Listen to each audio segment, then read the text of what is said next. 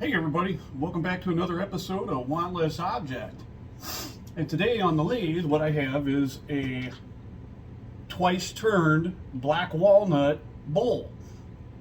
And I'm going to go ahead and finish it today. At least that's the objective anyway. Looks like I put it in my kiln back on September 23rd of last year. And when I put it in the kiln, it was about 23% moisture. Evidently I checked it once and it come down to 11%, and I just checked it again today and my moisture meter won't even read it. Now, it's not been in the kiln, it's been sitting on one of my shelves that are, it's a drying rack that I have. After I run stuff through the kiln, I take it out and I'll let it rest on the drying rack for, a few days, a week, whatever. Well, this piece has been on that rack for quite some time, and for whatever reason it's not registering at all with the moisture meter. So I got this set up. We're gonna get it on a glue block. That's the way I like to do things. Gives me access to the foot, the OD, and the face and the ID all at the same time. I like that method. The only thing I have to do is at the end is part it off the glue block and finish the foot. And I can put it on my vacuum chuck, or I can just pinch it, basically in this same setup and finish the foot that way. 6 of one, half a dozen of the other. Just depends on how I feel like doing it. So I got my glue gun plugged in, warming up right now. And all I'm gonna do is I'm gonna cut the foot. I'm gonna cut this foot flat because I'm not gonna put it in the chuck, so I no longer need this tenon. So, when I roughed it out, when I roughed the blank out, that's why there's a tenon on there, is because, that's how I roughed it out. My chunk of stock, I roughed it out like normal, cut a tenon on it. I turn it around, put it in the chuck, grab it on the tenon. That way I can do the face and the ID. So now I'm going to put it on a glue block, and I no longer need this tenon. So I'm going to cut the foot of this flat and get it ready to put it on a glue block. So it shouldn't take too long. So let's see how it's running. It's pretty out of round. Black walnut has a tendency to distort pretty heavily, but there should be more than enough stock in there. I roughed it to the 10% rule, whatever that turned out. Looks like it was about 3/4 of an inch or so. So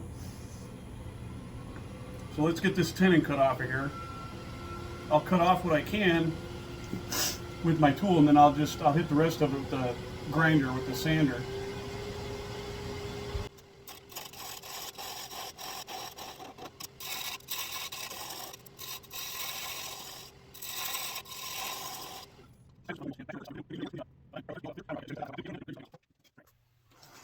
Okay, I'm ready to get the glue block on here, and I'm going to do it the same way I always do it.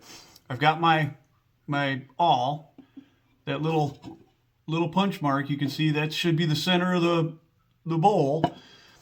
This is my glue block. I'm going to put my awl through the center of that, and I'm going to line that awl up with that hole, and that's how I'm going to set it on there. Obviously, I'm going to take the glue and I'm going to put glue all over this surface, so I'm going to do that right now.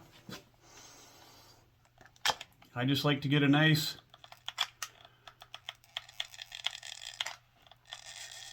hefty bead.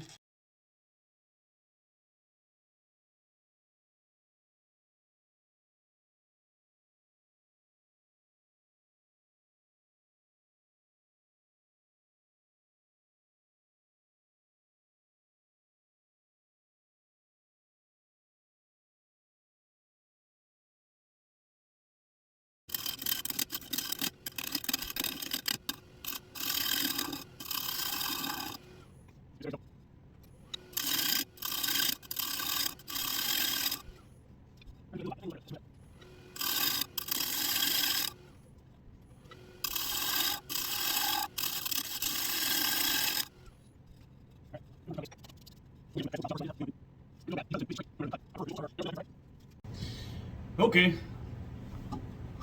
now that I've got the face of this bowl all trued up, let's go ahead and work on getting the OD trued up, and then we'll move to the ID and see how long it takes us to end up with the finished bowl. Not that it's a race, you know.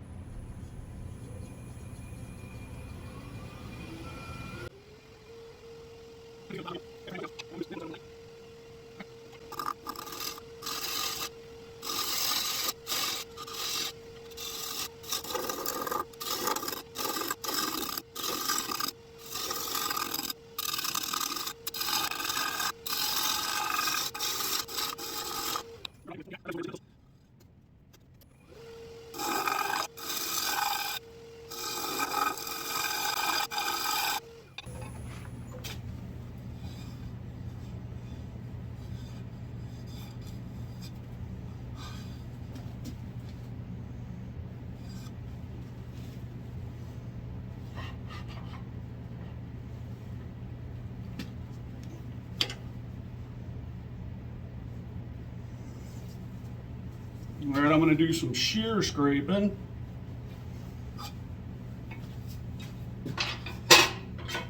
For that, I'm going to use my 5/8 bowl gouge. It's got the same grind on it.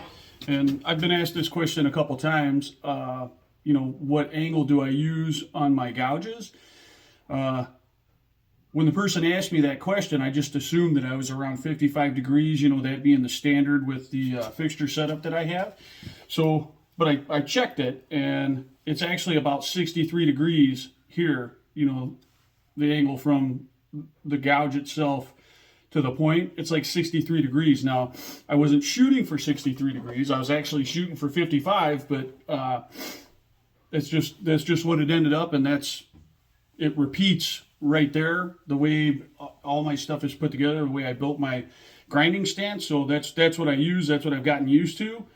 You know, anyway.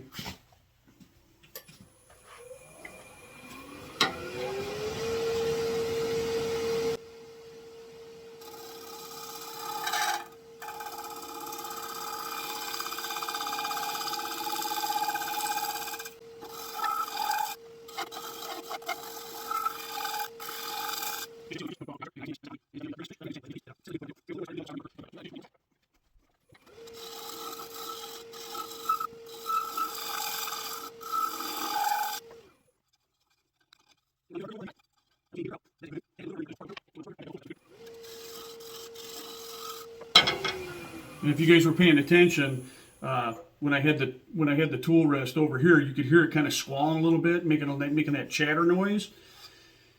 That's because I was hanging over so far. I needed more support. Now that I moved the tool rest closer, I didn't get the exact desired angle that I needed to do a good shear cut, but I got rid of that chattering noise, which also got rid of the chattery look in the finish. And I think we are good to go for the OD. Now,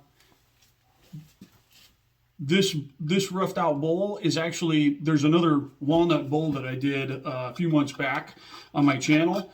That finished product went all the way to Yokota, Japan, which was kind of cool, I thought.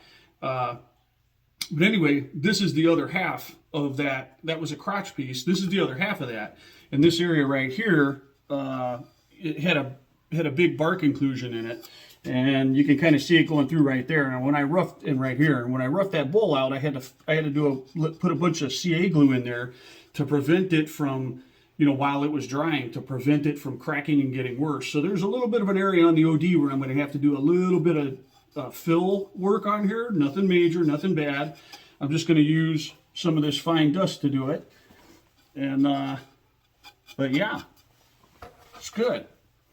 So we are ready to move to the inside of it now.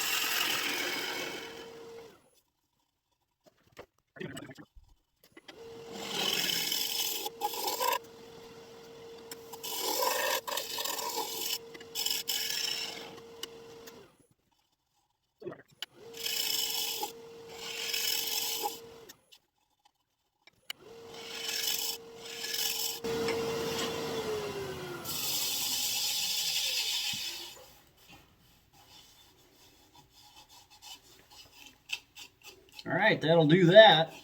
Okay, so there's a little spot right there that I got to fill. And there's a little spot on the OD that I got to fill. So I'm going to go ahead and fill those.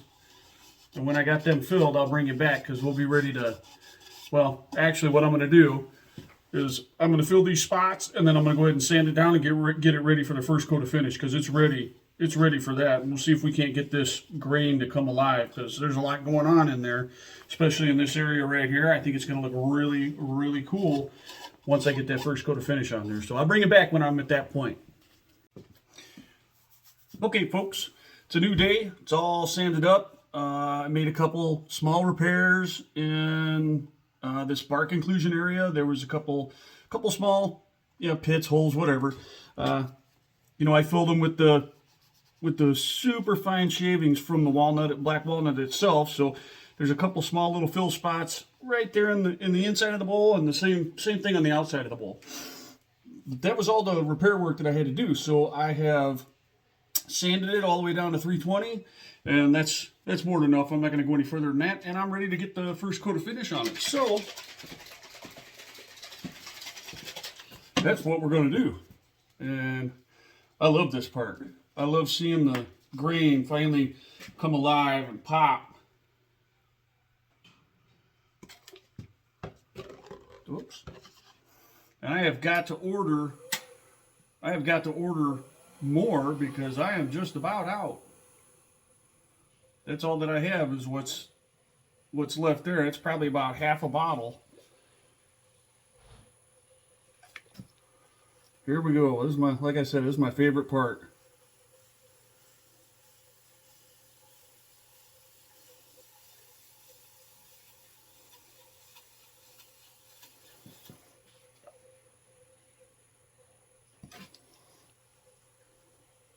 And this wood was super dry, so I'm sure it's going to take probably at least 3 coats because it'll drink this first coat up no time flat. I didn't use any kind of sanding sealer with this.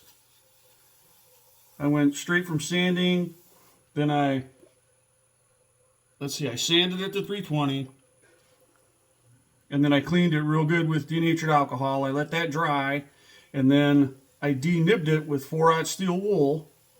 Got rid of the little fuzzies that stand up because the denatured alcohol that'll make the grain stand. And then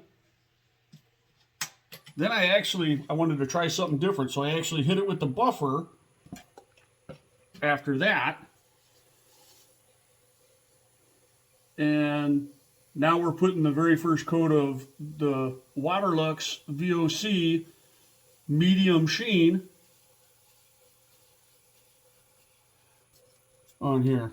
And I love the way this stuff comes out on black walnut. I love the stuff no matter what, but it just, for black walnut, I think that is the perfect finish. I got a little heavy right there.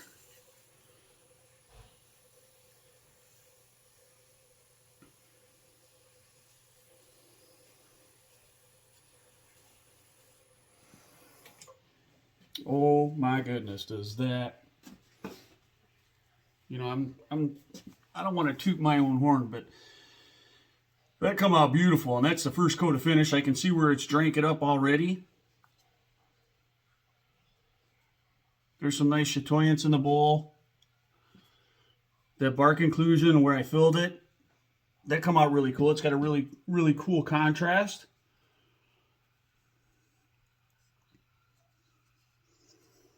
And I'm going to hold off. I'll show you guys the whole bowl once I get the third coat of finish on there. Because like I said, I'm sure it's going to take 3 coats of finish.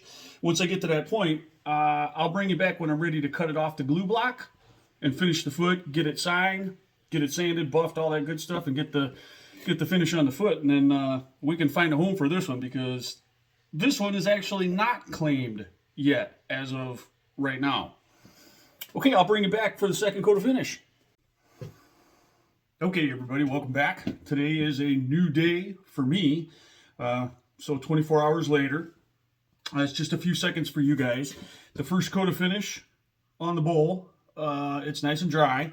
And, you know, I can see where it's soaked in pretty good into the material. So what we're going to do today is we are going to buff this finish. We'll clean it with denatured alcohol, and I'll put the second coat of finish on it. Let's see how that works out.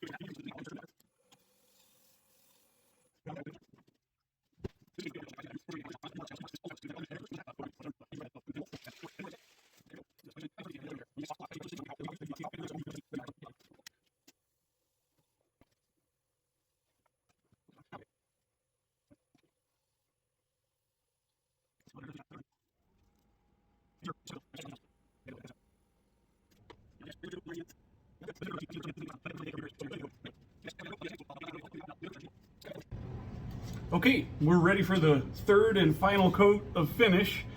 So I'm going to do it like I always do. I'm going to give it a quick buff to make sure that there's no little particulate in there. Smooth it out just a little bit, and we'll get that third coat of finish on there, and then the next thing you'll see is me parting it off the glue block with the new parting tool that I made. You guys will see that in an upcoming video. Anyway, let's do this.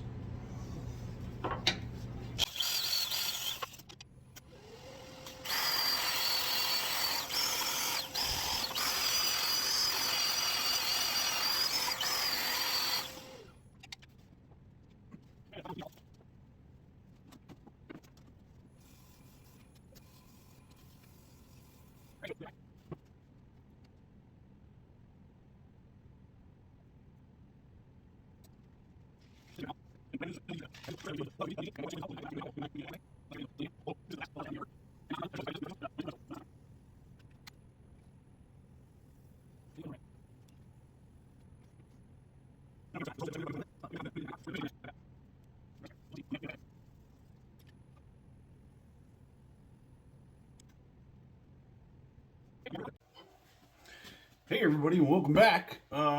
So the third and final coat of finish is on the bowl. It's nice and dry. It's a little dusty right now because I just wiped down the machine real quick. But we are ready to part it off, and we are going to use the parting tool that I made. That's just a quick, close-up look, but we're going to use the new parting tool and see how it performs. Now, I've used it once already, and I know that it worked pretty good when I used it that time, so shouldn't be any issues. So let's have at it. I'll run the spindle about 600 RPMs, that's about the norm. I don't usually ever run it any more than that because I'll rechuck the bowl and finish the foot anyway, so I'm not going for a finish. I'm just going to get it separated. So that's what we're going to do.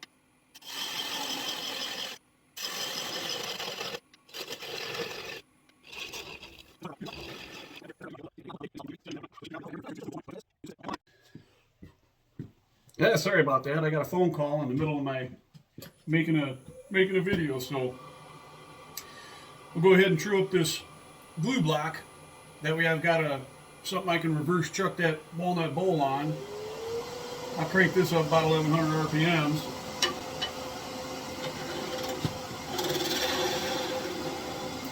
This block's getting a little short, so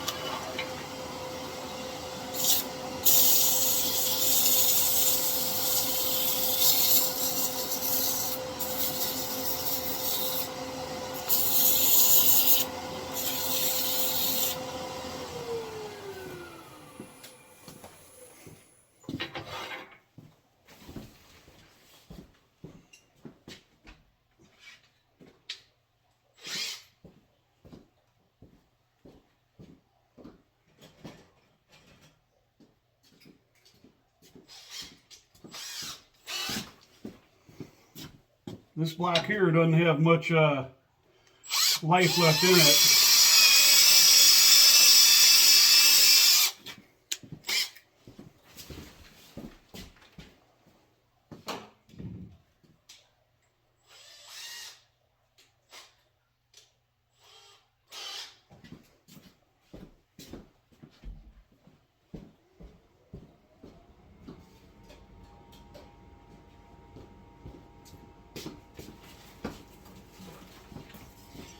All right, so that glue block is now ready to attach to the next project, but it's also ready to use as, you know, like a jam chuck.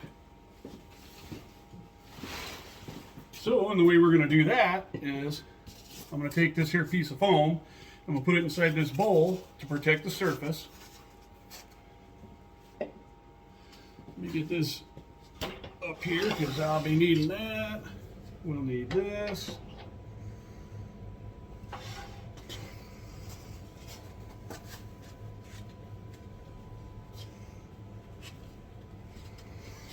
Now I do have a vacuum chuck. This way seems quicker right now. Let's see if how true that's spinning.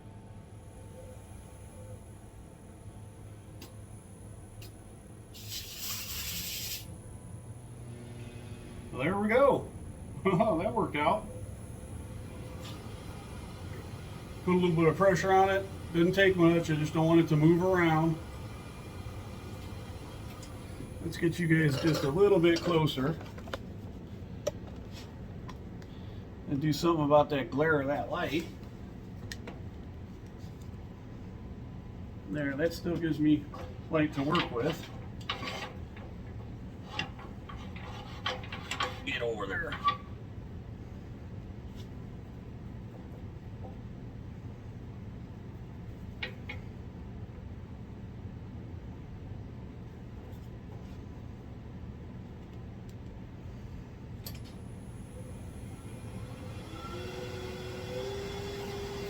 All right, now we're going to recess the foot of this bowl. That way when it sits on the table, it's only sitting on this outer edge. I'll use this 1/2-inch gouge for that. Now this will load up a few times when I'm cutting this glue off.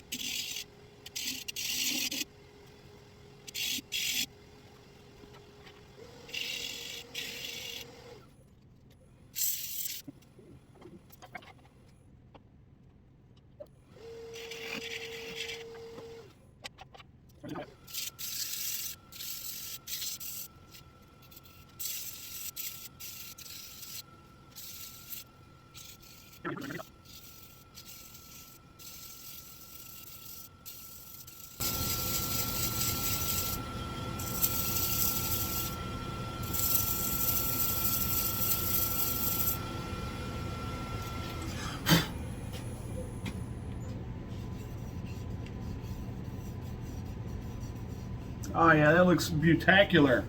All right, so I'm gonna pause the camera. I'm gonna take this off here and I'm gonna grind this little nub out of here and finish sanding it up. And I'll get it signed, and then I'll bring you back when I'm putting that coat of finish on the foot. So give me a second here. Okay, everybody, there you go. That's the bowl. See if I can get everybody can get a good view of the detail that's on the inside. There's a bark inclusion that goes from here, kind of went inside and went all the way around to the outside. I'm not real happy about this white punky area, but that was, well, there's a bit of a glare there, about this white punky area, but let's see. There we go. Right there, it's just part of that inclusion, but it's all nice and smooth. And that inclusion ran all the way across down to here and back into the inside of the bowl. But anyway, that's the bowl. Let's see, what size is it? I'm just going to use this because this is close and handy. Whoops.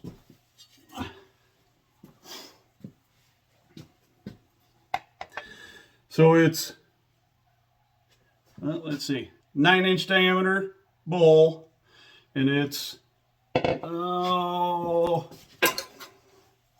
how tall is it? It's a total of 2 5/8 of an inch tall. But anyway, that's it. This is the back side of it. It's only got one coat of finish. It's only got one coat of finish on it, on the foot. But that's it.